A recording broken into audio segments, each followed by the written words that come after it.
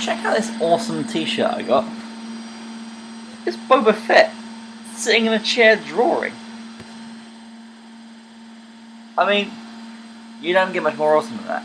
I mean, as t-shirts go.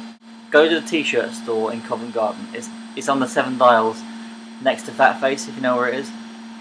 And if you don't know where the 7 Dials is in Covent Garden, there's signs. You'll be fine. It's an awesome they're all fair trade, they're all organic, they're all awesome, they're all individual. I really want to get some more individual clothes lately. So that's my reasoning for getting it anyway. I'm in love. Yeah. It's really nice. Me and my girlfriend have been going out for 2 months now, nearly. And we got these, which is it's called a cladder ring. It's Irish, and it means the hands are friendship, the heart's love, and the crown's loyalty. And if you wear it like that and you're in a relationship, that would be single, and then that's engaged, and then married. So I think it's a really lovely idea, and I just think it's amazing how I said before that I made that video in Hyde Park about finding someone, and then suddenly 2 months later I'm in love with someone amazing and special and wonderful, and I love you, Charlotte. I'm probably happier than I've ever been. So there's only one reason for that. She's blonde and she's beautiful, and I love her very much. I bloody love the X Factor. I realised yesterday. Me and Charlotte talk about it a lot, as in we both... I'll have the occasional flick through an OK magazine. Yeah. What of it? Who cares?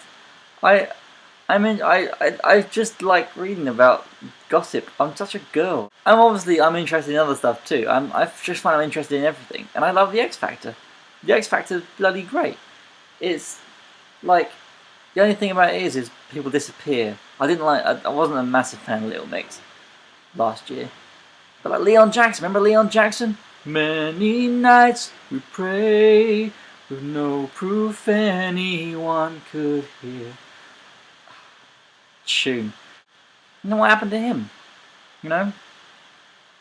So sorry to people who get... I remember, who was that first guy? Steve Brookstein? Is he alive anymore? I don't even know. But I might be interested in, like, you know, trivial stuff. Like, it's just, I think it's fun to be... It's just a fun thing to talk about, to act like... Because none of it matters. None of it's, like, important. But it's just, you can talk about it and you can have a conversation about it. And it's still funny, because it's like you know these people. And it's on YouTube as well. Like, you feel like you know people like Alex Day and Charlie Donald and people like that. Because you're in their lives. And maybe people feel like they know me a little bit too, because you watch me every week. And not every week, because I'm a bit scarce of videos. But maybe you feel like you know me too. And I think it's really lovely. And it's just the same thing with celebrities. I think that's what's great about Twitter, how it just connects you to these people. Because everyone's just people, really. That's what annoys me. It's the people who think that they're something above everyone else just because they're a celebrity. Like, I don't ever think I'll get famous, but if I ever did, I'd still try and reply to everyone just as I would now, because it's just polite, really. Celebrities are people, so I don't see why they should see themselves as above everyone else and not reply to people. Obviously, the volume of stuff they get is a kind of a reason for that, but you know.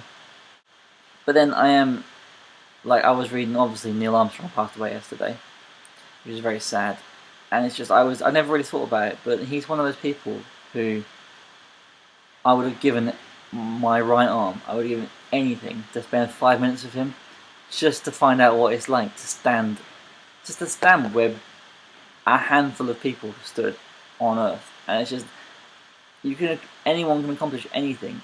Look, we put men on the moon, and I'm dreading the we didn't really land on the moon brigade to come out, because we did. It's just I